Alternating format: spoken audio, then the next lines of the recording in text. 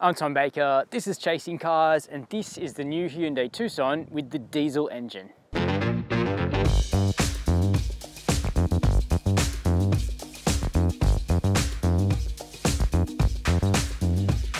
I read all the comments that go under our videos here on Chasing Cars, and this video has been one of our most requested in the last few months. The new Hyundai Tucson has actually been pretty popular here in Australia. It's pretty hard to get your hands on one due to the semiconductor crisis affecting the whole car industry. But the Tucson that I've been waiting to drive, and a lot of you have been waiting to buy by the sounds of it, is the one with the turbo diesel engine. It's been the last of the 3 engines to arrive in Australia. Way back when this car launched, maybe 3-4 months ago, Ponch drove the 2-litre naturally aspirated petrol. Didn't find all that much to write home about. A couple of weeks ago, we reviewed the turbo petrol together, and it was pretty good.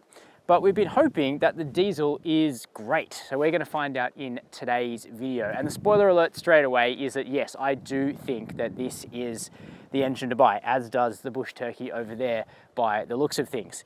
Now, a lot of you have also asked for our view on the Tucson Elite rather than the top spec Highlander. And so I've kind of rolled those requests into one video because this is the Tucson Elite diesel. It's 45 grand, which looks like okay value. The top spec Highlander is $52,000. So we're also going to be asking whether it is worth spending that extra 7 grand or not. Now in today's video, we'll do our usual thing. We'll have a look at the interior of the Tucson Elite, see what you miss compared to the Highlander. We'll look at the back seat, the boot, discuss the diesel's running costs, and then go for a drive. But first of all, let's just talk about some of the basic stats of that engine, which is probably the reason you'd want to buy this car. Now, behind this rather bold front end on the 2021 Tucson, you've got a choice of 3 engines. We've already reviewed the base petrol and the turbo petrol, so you can find those videos here on the channel. This one's the Elite diesel. Just quickly, we see halogen headlights here, which is a bit unfortunate. Only the Highlander has the full LED setup. Now, they all have a lack of gas struts, which is a bit unfortunate at about 50 grand on the road for this particular car. But here's what we've pretty much all been waiting for: the 2-litre turbo diesel engine, part of Hyundai's new SmartStream D series of motors, which is basically just a reworking of their existing diesels with slightly better emissions control and some lighter aluminium components. 137 kilowatts of power makes this the most powerful Hyundai Tucson, and 416 Newton meters of torque makes it easily the most muscular. The turbo petrol has 265 Newton meters, for instance, so this is way stronger for overtaking in the country, pulling up long hills, towing if you want to do that. Is going to be easier with the Tucson diesel. Lots of benefits to this motor. Lower fuel consumption in the real world, as we'll talk about in the running costs, but also more simple things like the fact that the automatic transmission in this car is a torque converter setup, not a dual clutch, so it's quite tried and tested. And we have a mechanical all-wheel drive system as standard on the diesel, just like we do on the turbo petrol. So for gravel road driving, for accelerating in slippery conditions, this thing actually is quite a bit more steadfast than the front-wheel drive options on cheaper Tucsons. So at $45,000, what do you get here in the Elite diesel specification of the Tucson? What do you miss from the Highlander, which is another 7 grand? But what do you get and what do you keep compared to the really cheap base models, the lower grades of the Tucson? Well, for a lot of people, this interior is actually going to be enough because it's actually quite a nice place to spend time, starting with the seats, which are really quite comfortable. Now they're black and they're leather accented. They have a nice little metallic detail up here near the headrest, but they're nice and shapely and ergonomic, and they're actually some of Hyundai's better seats in the last few years, I reckon. Now the driver has plenty of adjustment, power adjustment over here, manual adjustment for the passenger. We've got 2-way lumbar, which is good. It'd be better if it was 4-way lumbar, just so you could really situate it in your back for those longer drives that the diesel encourages you to do. But either way, it's fine. Driving position's good. Steering wheel looks nice. It's got plenty of adjustment. It's got paddle shifters, nice neat little airbag cover here. And the seats are heated as well, which is good. They may not be cooled like the Highlander, but certainly it's still cold enough in Australia that we don't really need cooled seats yet at this time of year, but come back to me in 2 months and I'll have a different opinion on the black interior of this particular car, which is going to totally roast in summer. Now, here in the center, we have the Tucson's pretty avant-garde design of the center console. You either like it or you don't. We've got a 10.25 inch touchscreen here. The screen itself is really crisp. It's very responsive, so it's obviously got a good processor behind it. But because we have integrated satellite navigation on the Elite spec, you miss out on wireless Apple CarPlay and Android Auto, which you only get on Hyundais if they don't have factory navigation, which is silly, but a fact. So if you want CarPlay, you got to plug in your phone with the old style USB ports. No USB-C here, unlike the new Kia Sportage, which launches pretty soon here in Australia. The stereo is also just normal Hyundai stereo in the Elite, not the Harman Kardon that you get in the Highlander variant. But the main thing that you miss out on in the interior of the Elite is the very cool digital instrument cluster that you get on the Highlander that not only looks good and is super bright, so it doesn't even need a cowl, but it actually has Hyundai's blind spot camera system integrated into it, which works well. Now, here in the Elite, this isn't exactly a cheap Tucson, but I guess it sort of makes sense that it doesn't have the digital instrument cluster, which is actually a Genesis feature, which is sort of bestowed on top spec Hyundai grades as well for now. But even so, it is a little more depressing to kind of look at the conventional instruments, which just have a little screen in between them than the cool instrument cluster that you get on the Highlander. So I guess that's something that you'll either care about or you won't, and that's fine. What's really good though across all of the Tucson grades is quality. This vehicle is stitched together really well. This is hard, the cowl that you only get on the non-Highlanders, but lots of soft materials elsewhere. It all feels, you know, well built, and we've got nice cloth inserts to add a little bit of texture as well, which is cool. And as for storage, well, we've got wireless smartphone charging down here on a little vertical shelf so your phone stays on it. Deep bin between the seats, bottle holders in the doors, decent sized cup holders here. They've got the whole push button automatic transmission going on, which is a love it or hate it sort of thing as well. I will just say one note on the flush controls for the climate control system and the shortcuts for this screen. This thing is an absolute fingerprint magnet, which is a shame that it's covered in piano black. Nice to have direct controls, but traditional buttons would still be probably even better for on the move. All right, so that's the front seat. Let's check out the second row. Hyundai's decision to only import the long wheelbase version of the new Tucson to Australia means that it's not quite as easy to park as the short wheelbase that you could buy in Europe, but you get paid off with heaps of backseat space and a decent sized boot as well in the version that we get. So you can see that for myself at 6 foot, leg room behind my own driving position is absolutely excellent. Toe room's really good. Headroom is great. Keep in mind the Elite doesn't get a sunroof, so that does help out a little bit in terms of headspace. You could get a third person in the middle, though the main difference between the Tucson and the Santa Fe is really width. It's much narrower here in the Tucson, so you wouldn't want to use this seat too much of the time. Better to use it as a spot to drop down the central armrest, which is a nice sturdy piece and just helps the back seat feel really nice and comfy on those longer drives. We also have air vents, which is terrific. We've got 2 more USB charge points here for backseat passengers, and both of the back seats have nice netting so you can keep stuff back here, and an extra bottle holder in the doors. Plus the view forward is quite good. We've got stadium seating, meaning the back seat is set higher than the front seat, so that helps to stave off car sickness for kids, which is good.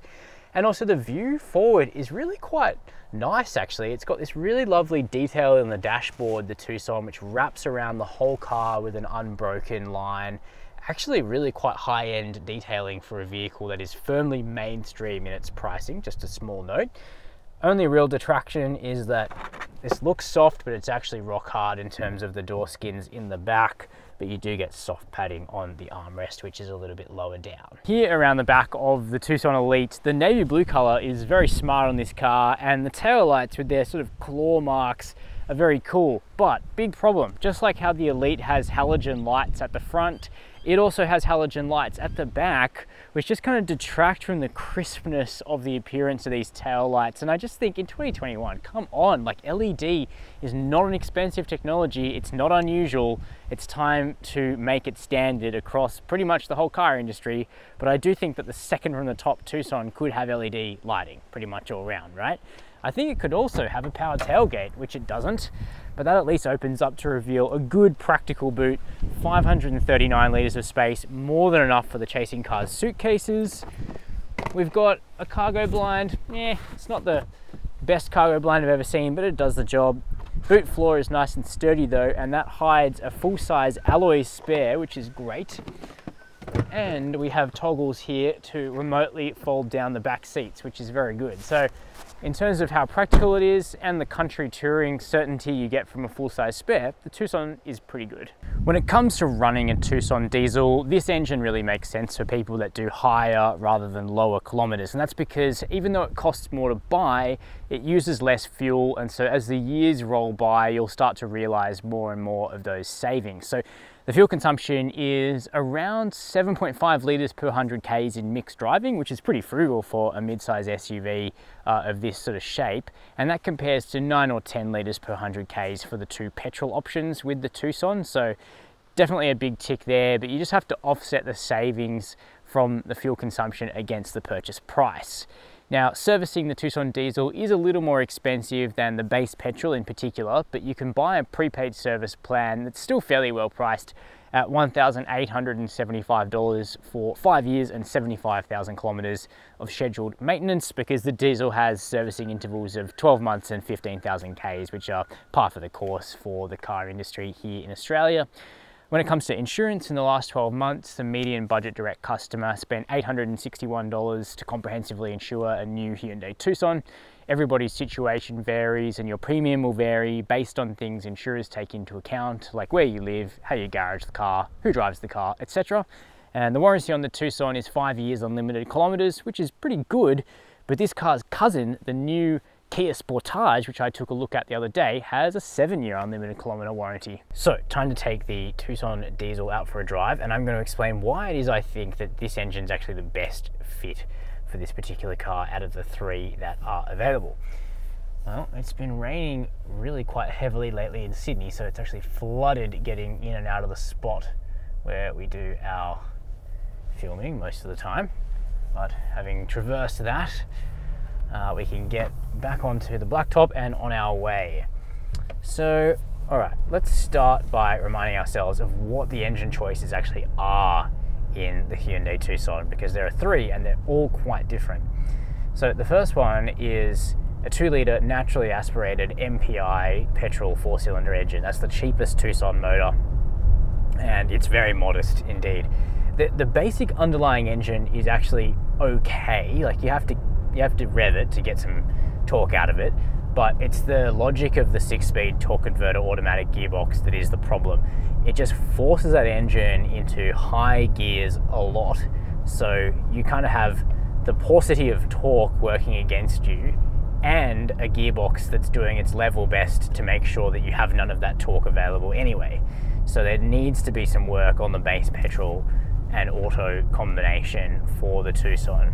Interestingly, the Sportage, the Tucson's cousin over at Kia, which gets the same base engine, you can pair that engine to a manual, which of course nobody does, but it would probably solve that problem. So it'll be interesting to see if we can get a drive of an absolute cheapest possible new Sportage base 2-litre MPI manual, because it's probably going to be fine. But in the Tucson lineup, that combination, which isn't the best, means I think it's a good idea to consider spending up on either the turbo petrol or the turbo diesel. And last week I covered the turbo petrol pretty comprehensively, so if you're considering that engine, you can click across to my review of the Tucson Highlander turbo petrol and listen to my insights on that. But for now, we're going to talk about the turbo diesel, and specifically the Elite diesel, which of course has slightly different ride and handling characteristics because of its different wheel and tire package. But the engine itself, as I said, is the 2-litre, not the 2.2 that you get in the Santa Fe and the Sorento and the GV70. It's a 2-litre, making 137 kilowatts of power and 416 newton meters of torque. But this is an engine that's had a going over from Hyundai recently, been rebranded as the SmartStream D series of diesel engines. So it's a little bit lighter than before, it's a bit more fuel efficient again. And all of that sort of bears out in our testing, where the diesel uses like 7.5 litres per 100 Ks combined, and on the highway or in light traffic like my commute to work, when I need to use the office at the moment, routinely under 7 litres per 100 Ks, which is really quite frugal. But the best thing is that frugality of the diesel engine is combined by really good usable torque 416 Newton meters is heaps for a Tucson, given the next best, the turbo petrol, makes 265 Newton meters. So it's just night and day in the diesel. Just waiting for this curving road to open up. Yeah, you put your foot down and you just get that awesome feeling in the pit of your stomach that diesels give you, where they just pull like a train. Like, you know that there's torque there and it just keeps on pulling at low RPM. So it's relatively refined, but it's quick in that way that only a turbo diesel really makes you feel. So that's cool. So you make progress easily in the Tucson diesel. The torque delivery itself is effortless. It's way less peaky than the turbo petrol, which tends to bring in all the boost at quite a specific point, and you sort of have to drive around that characteristic a bit in the turbo petrol. The diesel is just super flexible.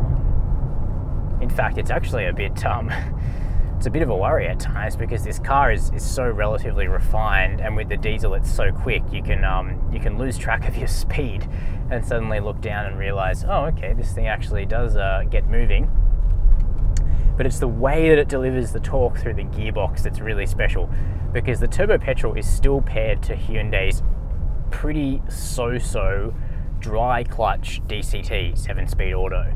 That transmission has quirks where it just sort of slushes gears a little bit. It's a little hesitant. It sort of has the clutch slipping feel of an earlier dual clutch, which is exactly what it is.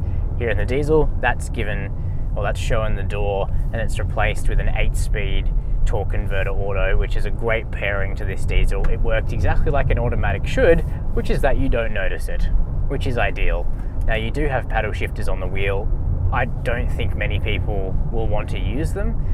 Perhaps if you were doing a bit of towing and you wanted to engage engine braking a bit more manually, then that's one use I can imagine, but most of the time just letting the auto do its thing is absolutely sufficient. So not only is it pretty quiet for a diesel, it's really torquey, it just is effortless most of the time, but also the auto that it's paired to is tuned properly. So you can start to see all of these pieces falling into place. And then there's the fact the all drive system is pretty good as well. Super wet around here lately, and just accelerating out of corners that would normally see these quite modest Nexen tires spin up. It just diverts torque rearwards and keeps all of that drama to a minimum. So really good combination, works well for this car. Now onto the ride and handling. Now, if you watched my review of the Tucson Highlander, I was actually really taken with that car recently, because even though it rides on relatively big 19-inch wheels that look good and fill the guards of this car, it actually rides fine. No complaints about the ride in the Highlander, really. More settled than the ride in the Genesis GV70 4-cylinder, which is really quite interesting. Now, here on the Elite specification, the wheel size drops to 18 inches and there's a slightly chunkier tire. But there's no real extra comfort. There's a tiny bit more comfort on like massive craters, like the kind of potholes that open up after a lot of wet weather. But for most of the kinds of bumps that you encounter on Australian roads, there's not a huge additional serve of comfort from these smaller wheels on the Elite. What there is slightly doughier turn in, because there's all of that extra rubber in the tire that just slows down the response of the front end when you start to throw it into the corners. So the Highlander feels a little bit sportier. It's worth mentioning that the N-Line package, the sporty package that you can add to pretty much any Tucson, that just has been delayed and delayed, and that gets bigger wheels as standard. But if you just buy a regular Tucson Elite on 18s, it's comfortable, but it's a little bit doughier when you turn it into a corner. So I guess the upshot of all of that is that the Highlander is not really any less comfortable despite its wheels being an inch bigger. The overwhelming takeaway is that the ride quality of the Tucson is actually really well sorted, in that I'm looking at a glossy smooth road right now and the suspension's just settled, which is great, but then over a more classically imperfect Australian B road, it just has this pliancy and absorbency to the ride, which is really good. Exactly what you want from a comfort-biased family SUV like this one. It's not supposed to be a supercar. It's meant to be cosseting, and that's what you get.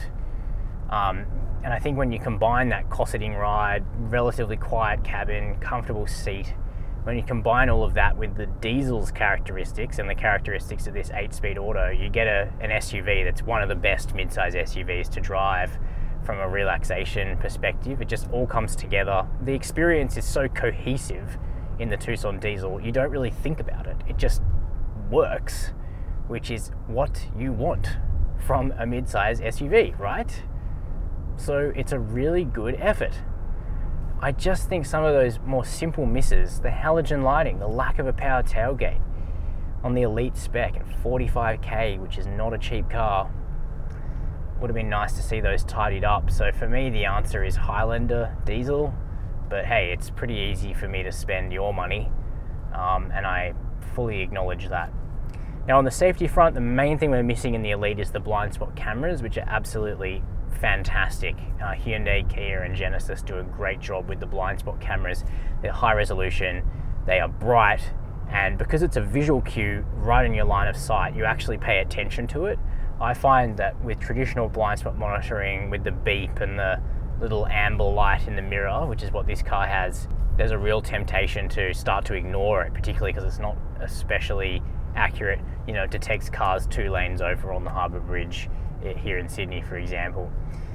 So that's a bit of a shame, but otherwise we've got adaptive cruise, we've got lane keep, lane holding, which works really well. It's quite sensitive on the Tucson, but you can turn it off easily right here. And we've got a good reversing camera too. So all in all, it feels safe, it feels well made and good to drive. So I'm quite happy to endorse the diesel powered Tucson. So those are my impressions of the Hyundai Tucson Elite diesel. I think we can take a couple of clear lessons from this review. This vehicle definitely has the right engine and gearbox for a Tucson. It's the strongest of any of them that you can choose. It's also by far the most frugal, but beyond mere numbers, how it comes together, how it works as one unit is really refined and settled in the Tucson diesel, and that's great. Now personally, I think the Elite is kind of the wrong spec. It's great that you get heated leather seats with power adjustment for the driver, you get the impressive screen in the middle of the interior, but you miss out on some of the Highlander's best parts. The full LED lighting outside, the great digital instrument cluster, the blind spot cameras, the bigger wheels that actually don't really detract from the ride. So my advice is this: if you can spare 52 grand, which I know isn't everybody, and I don't want to be the Marie Antoinette of car reviewers here, then I would buy the Highlander diesel because it's actually a very complete mid-size SUV. So for me, the Tucson is a story of the extremes of the range, with the diesel engine actually being the ones that make the most sense, to me at least. But you're welcome to dispute that. Let me know your thoughts down below in the comments. While you're there, make sure to hit subscribe, help us out on our way to 100K. We're pretty close. And as always, thanks for watching Chasing Cars.